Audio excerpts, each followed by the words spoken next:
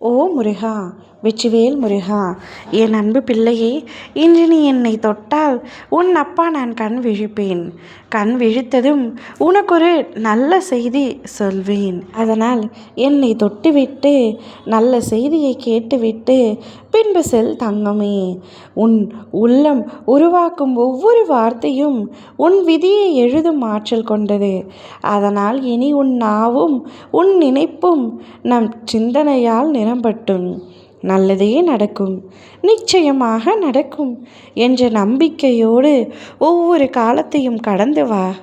சுயமாக உன்னை குறைக்கும் எண்ணங்களையும் தாழ்த்தும் சொற்களையும் உன்னுள் என்றுமே அனுமதிக்காதே. ஏனெனில் உன்னுள் இருக்கும் ஆற்றல்தான் உன் அப்பா இந்த கந்தன்.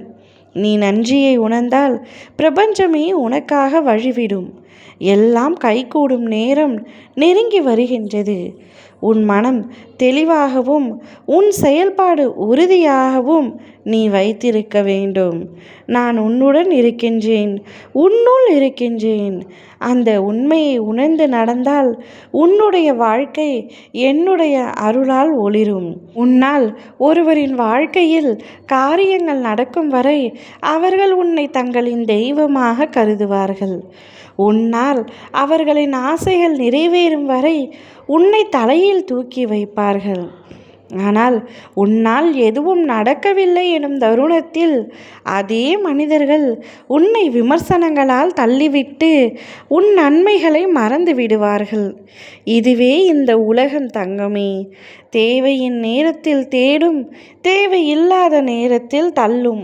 உண்மையான பாசம் என்று கூறுபவர்கள் கூட பல நேரங்களில் தங்களின் நலனுக்காகத்தான் உன்னை அணுகுவார்கள்.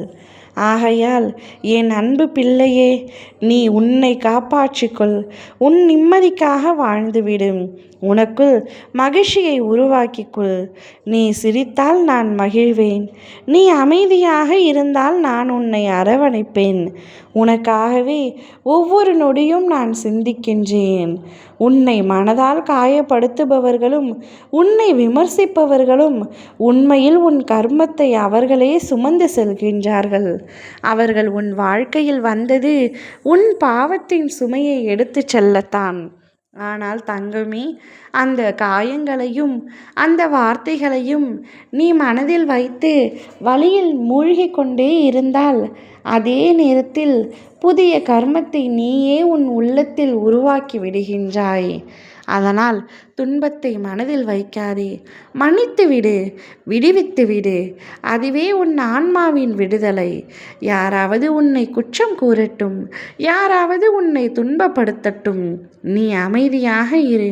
அவர்கள் சொல்லும் ஒவ்வொரு வார்த்தையும் உன் கர்மத்தின் சுமையை எடுத்து செல்லும். மன்னிப்பு என்பது பலவீனம் அல்ல, அது தெய்வீக வலிமை. யாரை மன்னிக்கின்றாயோ அந்த நொடியில் நீ தெய்வத்தின் நிலைக்கு உயர்கின்றாய். இன்றே உன்னை தேடி நீ நீண்ட நாட்களாக எதிர்பார்த்து கொண்டிருந்த ஒரு நற்செய்தி வரப்போகின்றது. அதை சந்தோஷமாக மகிழ்வுடன் நீ பெறப்போகின்றாய். நிம்மதியாக இரு தங்கமே. ஓ முருகா! வெற்றிவேல் முருகா!